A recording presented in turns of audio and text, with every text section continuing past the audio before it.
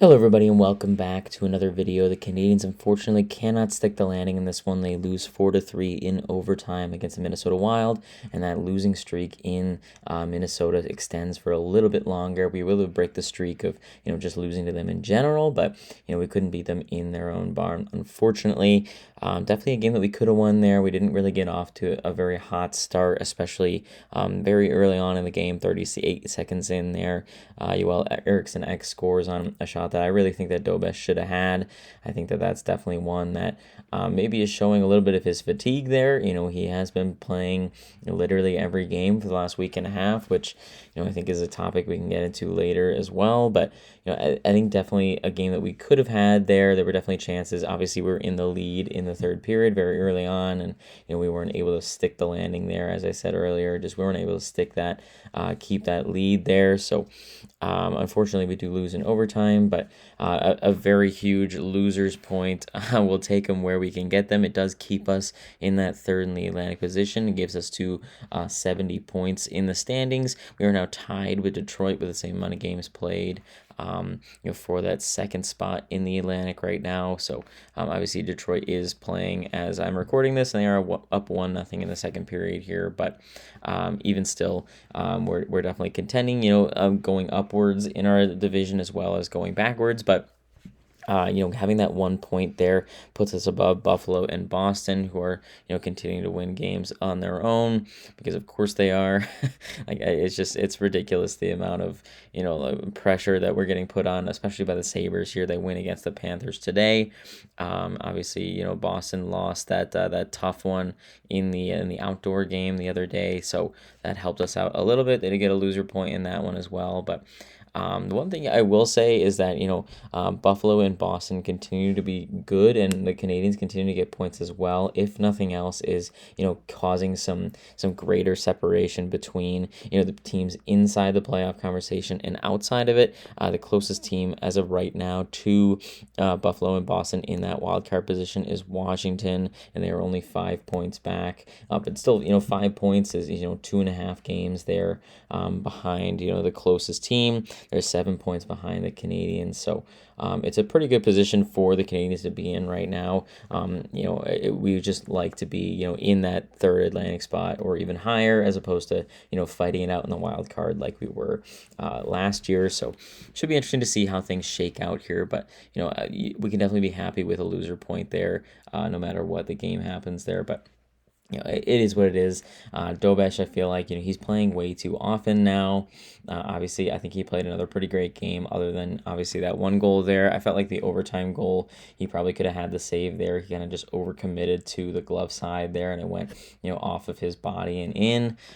So, I think just generally, I feel like the goals that went in against him, the first and the last one there in overtime, just signs of fatigue there. He's played 4 straight games. Montembeault has been, ice cold sitting on the bench, and at this point, how can you justify playing Montembeault on Wednesday when he literally hasn't played in 2 weeks at that point? So I still don't really love the way that we're managing our goaltenders, and I don't really blame them for the decisions they're making there, but I would love to see that kind of get rectified at the back end, at the back end of the season after the Olympic break. But either way, going into the game itself, obviously I mentioned Eriksson X scores 38 seconds in, really just a savable goal there. Nothing that anybody else on the team could do. It's just, goaltender's got to make a save from, out wide, just a weak shot towards the net. It just kind of misses the glove and goes straight in.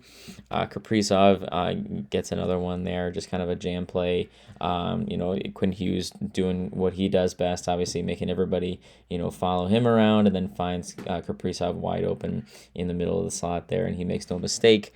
So it's unfortunate. That's an unfortunate way to go into the first period down 2-0. But Brendan Gallagher pulls out some absolutely vintage moves there. It really looked like he was, doing the throwback to 2016 there with the way that he was playing there. It was him one-on-one against Quinn Hughes, who, some people consider to be one of the best, if not the best defenseman in the NHL. I think Cam Carr is probably a little bit better.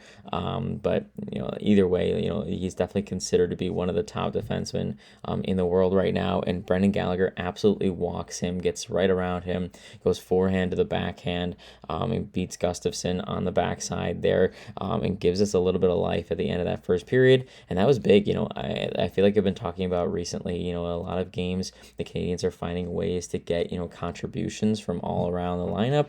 And that was another example, in my opinion, of the Canadians finding ways to, stay within games. And we can't ask Cole Caulfield to score every single game. That's just not feasible, obviously. But Brendan Gallagher comes in, steps up and gets his 5th of the season there. Phil Deneau with the assist, 11th of the season for him. And then Mike Matheson gets his 23rd assist on that one as well. So that was how the first period would end there. A very nice play from Brendan Gallagher, essentially a solo effort, although there were 2 assists there. But yeah, just a really great play from him, kind of reminding us that, he's not exactly washed. Every once in a while he can make something happen here. I think he had a great game overall today, and obviously we needed his goal to get that 1 point that we did get in this one. So a really impressive play there. And then in the second period, Ivan Demidov scores his 12th of the season here. It was pretty much all Lane Hutson setting up this one. He gets his 48th assist of the season, and then Carrier gets his 12th assist of the season, setting up Lane Hutson in the first place. But Lane just kind of, in the dying seconds of the second period, kind of skates down the left side and just makes an absolutely laser beam of a pass all the way across the crease. Ivan Demidov makes no mistake on the one-timer there on the backside, and for the second time this season against the Wild, we score within the last 15 or so seconds of the period there. It wasn't to win the game, unfortunately, but it did tie the game up going into the third period there. So obviously good to see Lane Hutson and Ivan Demidov getting points. In general, it's just his 12th goal there for Ivan Demidov. Lane Hutson, 48th assist, so he's almost at 50 assists on the season. So he's continued to be incredibly impressive, as we've come to expect from him. And Demidov's had some great moves here, made some great plays, but he hasn't quite been able to finish. So it was good to see him get on the score sheet there, get that monkey off of his back a little bit. Although he's been playing great this season in total. So it was good to see the two of them kind of connect, grow their chemistry a little bit more. And it's good to see the game tied going into that third period. And then we wasted no time in the third period at all. Kirby Dach gets a nice tip for his 7th of the season. Nick Suzuki sets him up kind of right in front of the net there. That's Suzuki's 47th assist of the season. And then Noah Dobson gets his 26th assist of the season.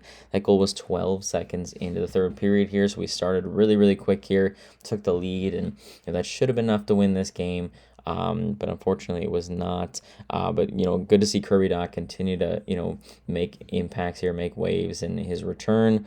I feel like he's been playing really well, really physical. He's shown a little bit of skill here and there as well. And on this one, he has a nice stick that finds its way to the top corner and in. So a really good play from him. Obviously Nick Suzuki doing what he does best as well. He's nearing that 50 assist mark as well. So he's continued to have a really impressive season. Dobson, 26 assists. He's doing pretty well, especially for a guy who's not getting, power play one time as much and all that kind of stuff, and, being asked to play more of a two-way role. I feel like it's good to see him still, get his numbers up a little bit. But unfortunately, it wouldn't hold for too long. 7 minutes later, Brock Faber would score.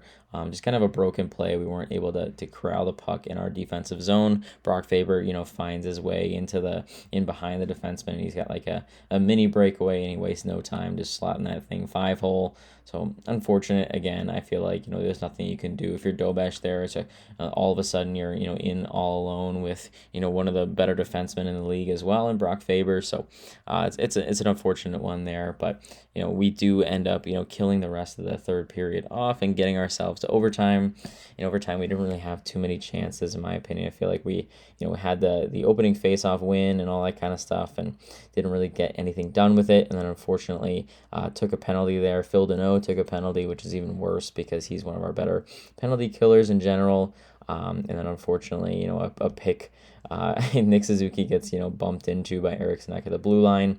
And then the rest is history. Kirill Kaprizov isn't going to miss when he has an open look at the net there. And I feel like, as I said before, Dobish maybe could have made that save there, but either way, it's just tough to to ask him to make a save in overtime there when they're on the power play and all that kind of stuff. So unfortunate. I feel like definitely a game that we could have had in regulation. We could have killed off the rest of that third period, had some chances to even get more than just 3 goals in that one. So definitely a point that we maybe left off the board a little bit. We will definitely take the 1 point, however, because, as I mentioned, it keeps us in that third in the Atlantic position here, and we absolutely need to be in that position going forward here, because of course, Buffalo, even after losing to us, they're still 7-2-1 in their last 10 games. Boston 7-1-2 in their last 10 games there. So nobody's really slowing down by any means. Columbus, if I look down, lower in the wild card, they only have 61 points in the standings right now, but they're 9-1-0 in their last 10. They've won 5 in a row here.